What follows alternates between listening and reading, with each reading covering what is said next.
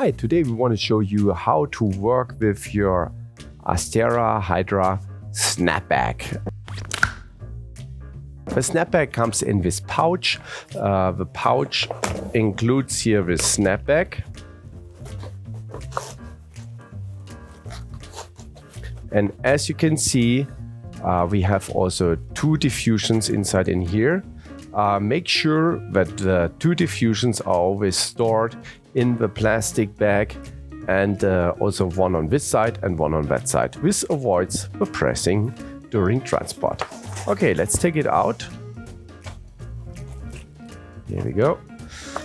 The easiest way how to attach this unit is that you take it upside down, and here we go.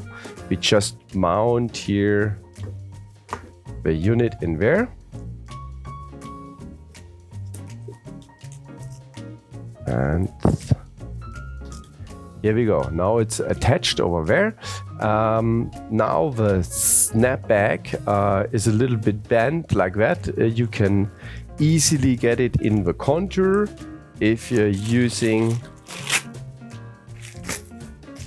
the diffusion, and there it's very important that you go very high over here, not too much inside, more outside of the unit.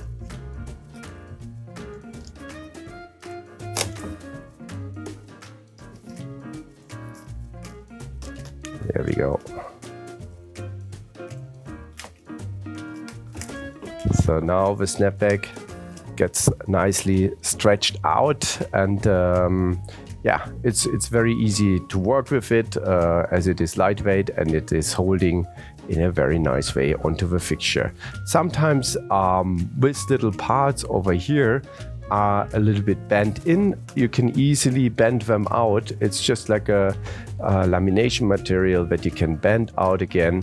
That makes it more to a mouth, so that you can more easily slide in the fixture. The other effect that can occur, just want to demonstrate it,